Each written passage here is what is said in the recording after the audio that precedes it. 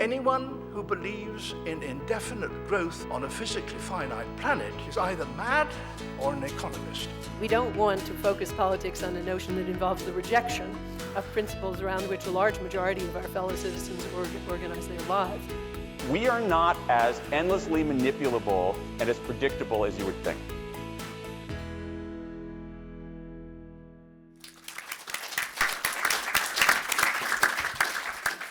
Dostoevsky and Churchill, they believe that the way in which a nation treats its prisoners is a good indicator of the extent of civilization.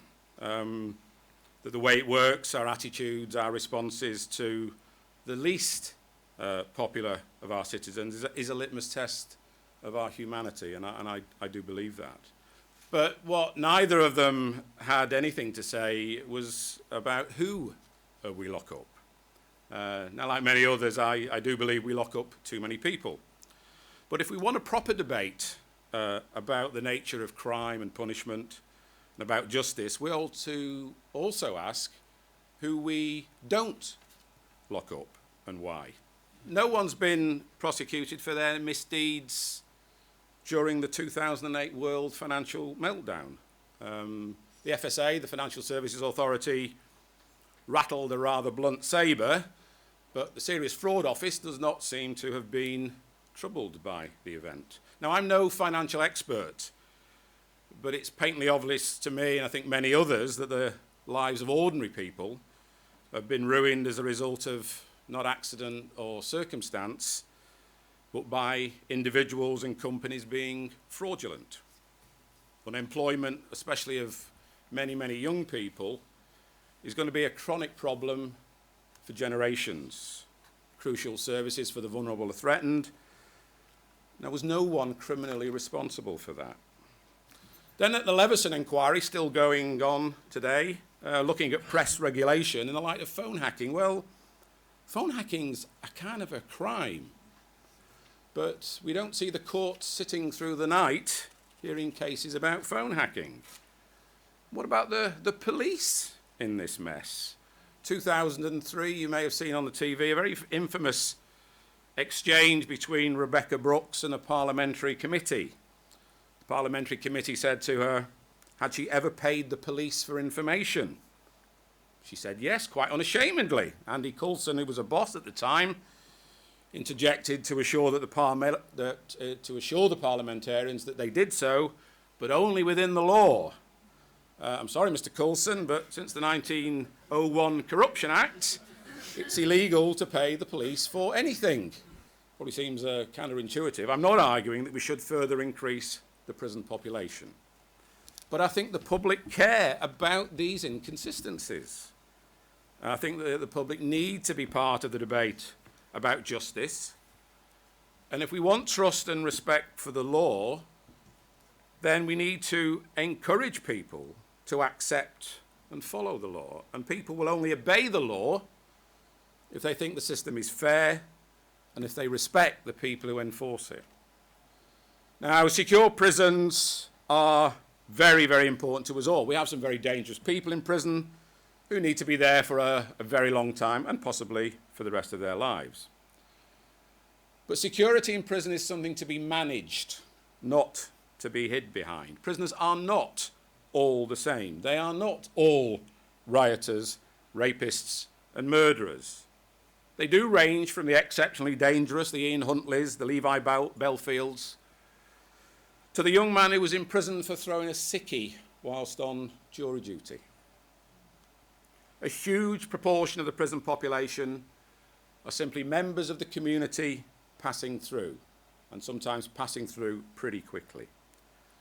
Treating everyone as the same is expensive, it's impractical, and it's counterproductive. There are two key problems with security. The first is not keeping people in, but getting them out in a way that protects the public. We release something like 80,000 prisoners a year. Say that again, 80,000 prisoners a year are being released. And we owe the public a duty to do that such that they get out with somewhere to live, a job, stable relationship, and with their drug and alcohol problems being treated. Resettlement should start the day you come into prison, not the day after you get out. The second security problem is the relationships between staff and prisoners.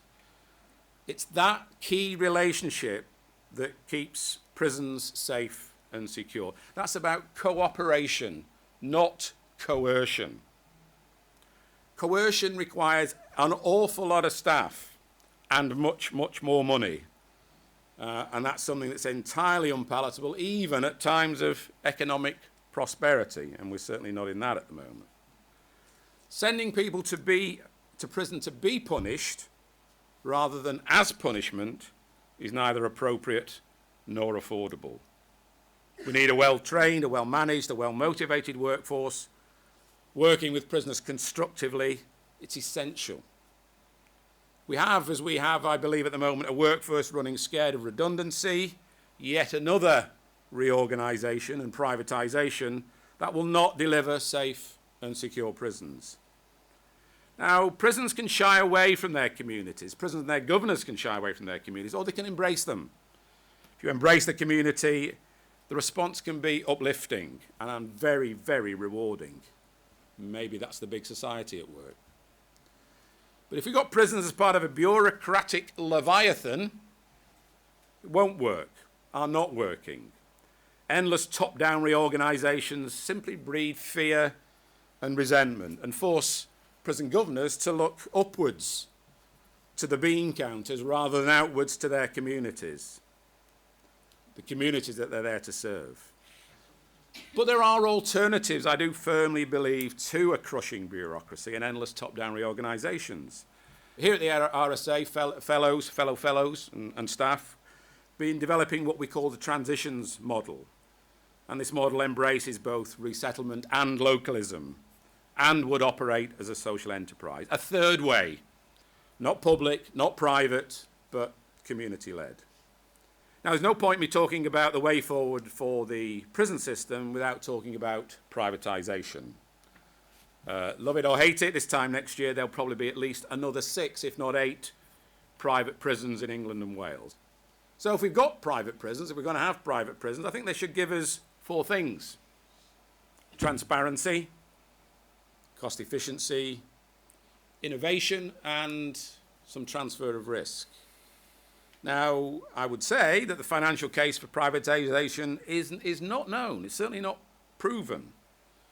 If you look for figures, they remain hidden behind the good old commercial in confidence tag. Now, I think we need transparency on outcomes and cost effectiveness, particularly when it comes to rehabilitation. It's surely in the public interest. We did catch a bit of a cold on PFI after all, and we would not want to do the same again. Innovation, well, yeah, okay, we want to see some innovation. There are pockets of innovation in the state sector, but they tend to be pretty fragile, pretty piecemeal. We must demand it from the private sector, but I don't see that much innovation, hardly any innovation at all in the current, particularly in the previous competition process.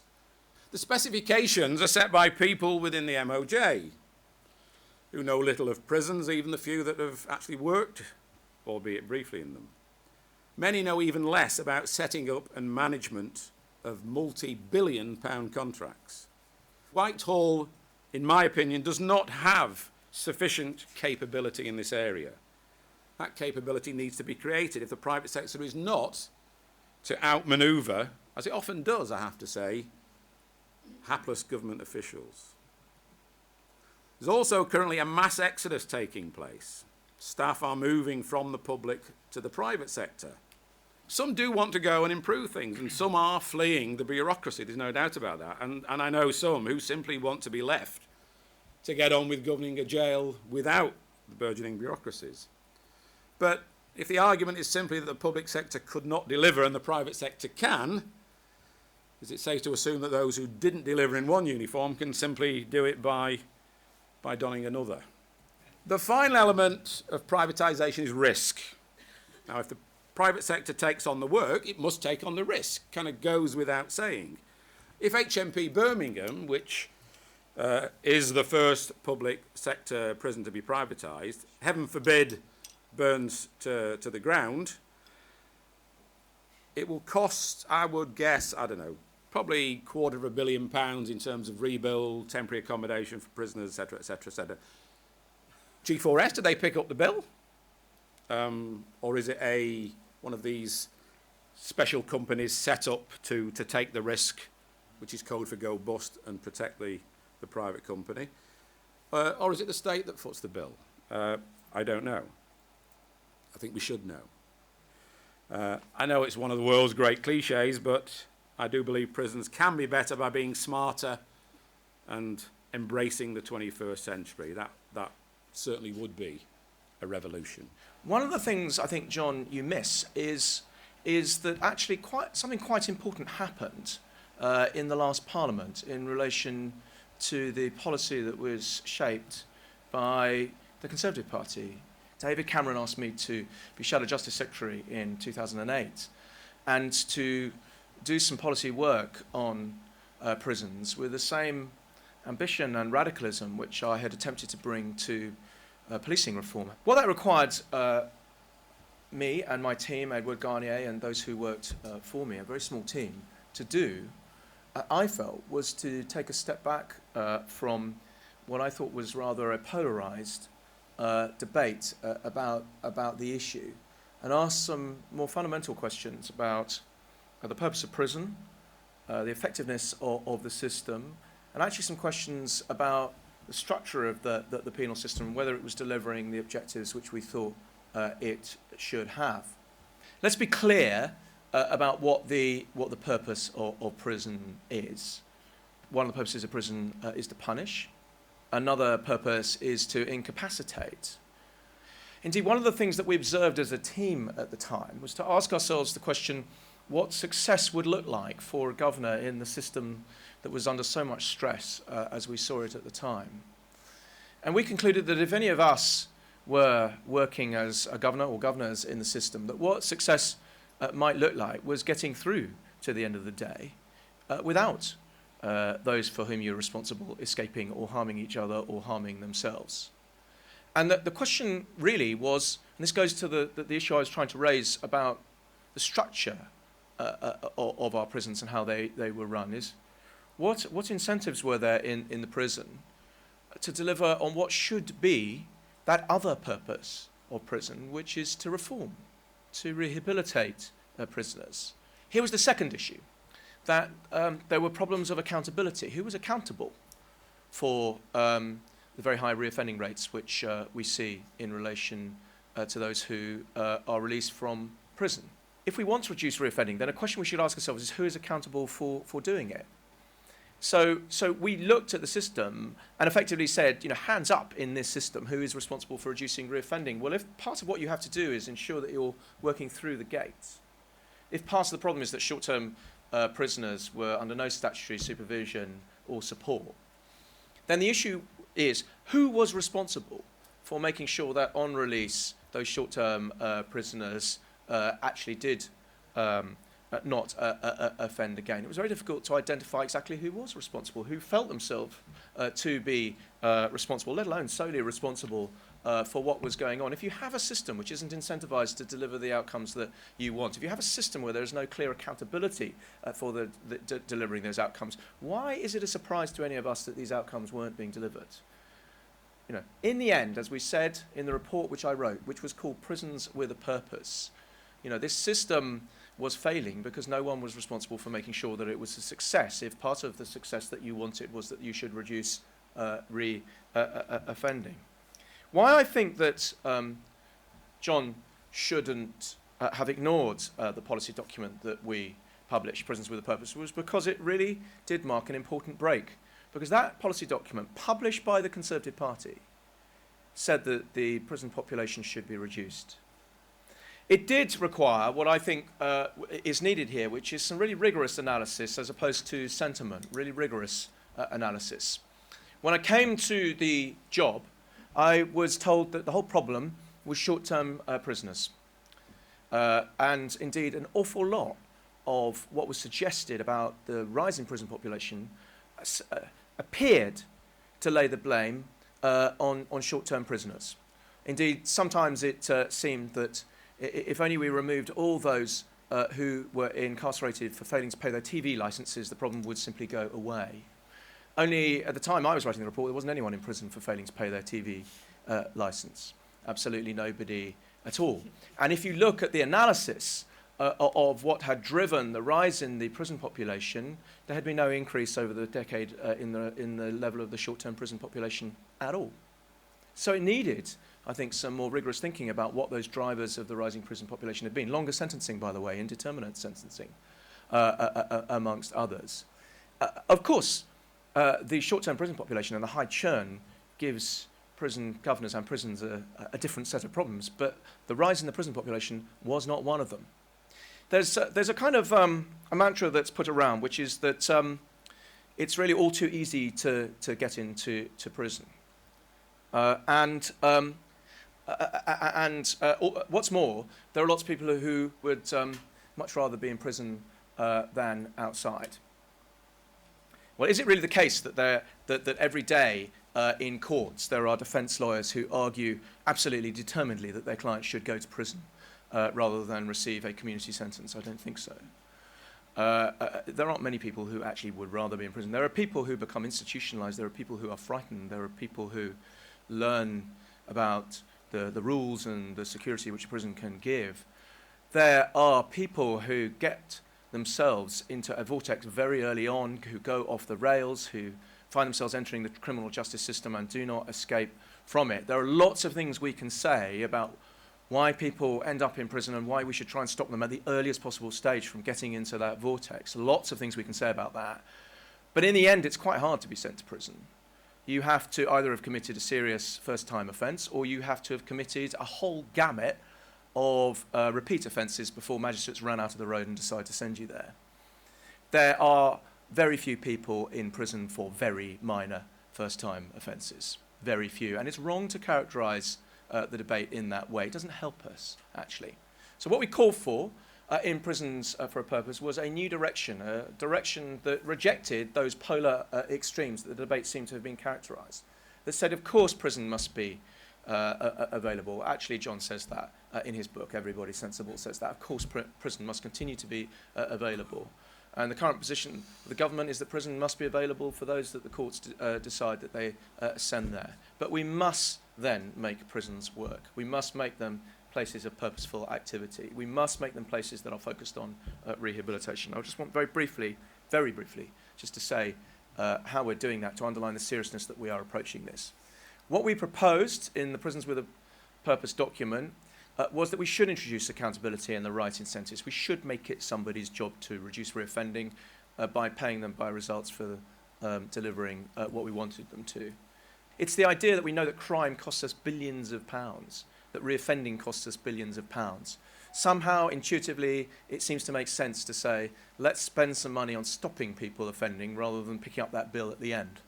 But no chancellor will ever go along with that. No chancellor will ever say, oh yeah, all you have to do is ramp up spending at the front and somehow we'll reduce costs at the back, because they can't see a formal link between the two. Will one outcome be guaranteed by the action you take with the other? Well, if you introduce payment by results, you can guarantee the outcome because you don't pay people unless they deliver it. It's the same with welfare to work. And it therefore represents a really important opportunity to deliver better interventions, to engage a whole series of new people who are actually incentivised very strongly to reduce reoffending and to work with offenders in all sorts of different ways to ensure that they do have the support that they need, whether in prison, through the gate or outside, to reduce reoffending. There's a danger of being world-weary and cynical in this debate. For those that have been around it for a long time, those who have despaired of the progress that can be made, those who believe that actually there's a danger that politicians will come and go and nothing will change in relation to our penal policy, I say that actually that is an attitude that we should put aside, because otherwise it will lead us to a place where none of us ever try and make the system better. John was one of the heroes who spent a lot of time trying and working very, very hard to make the system better, and his book is a call to arms to continue to do so. I don't agree with everything that he says in it, but I do agree with his ambition. First, I want to give you a chance to come back on payment by results, because I know you have significant views on this as a panacea, and it would be a shame to go away without hearing some of them. Well, I was at an event where a current governing governor was speaking. I won't name him, but he said there are two problems with payment by results. One is the payment, and the other is the results.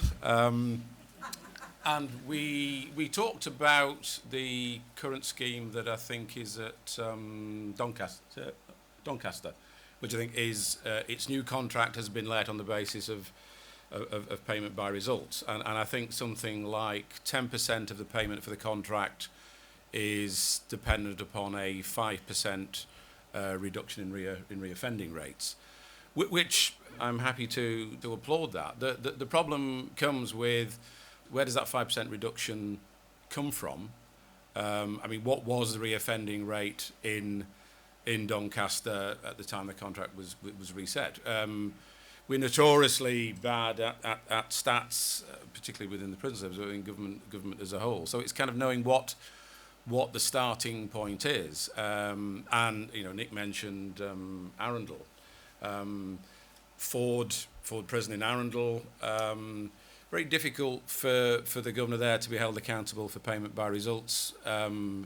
He's not resettling many people into West Sussex. He'll be taking people from all around the country and many from London, and trying to get them back in there. So I think it's kind of fraught with difficulties. And I think if we get the transparency, and that's the transparency on just what the reoffender rates were, what they are in the future, and we are conscious of the fact that if I was the governor of Doncaster, I've got a good idea who will reoffend, and I've got a good idea who won't. And is there a danger also that you are kind of introducing a target system, which is what the current government attacked the last government so much for, that it produces perverse incentives? There's a single ambition for the system, which is to reduce reoffending. There's no target. What you're saying is that the providers will, in different ways, and we're piloting this in different elements of the penal system, so you've been testing it in different ways,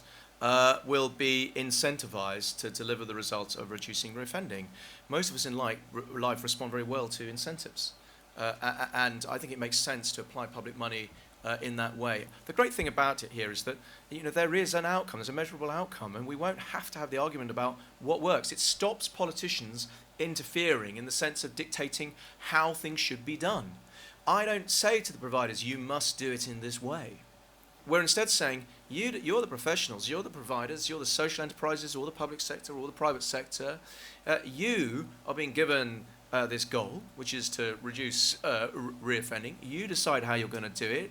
Where you succeed, you will be remunerated, and they then exercise the judgment about the interventions that they need to make. And that's the beauty, and that's why it's completely different to a regime of targets which we have swept away so far as we possibly can in the public sector.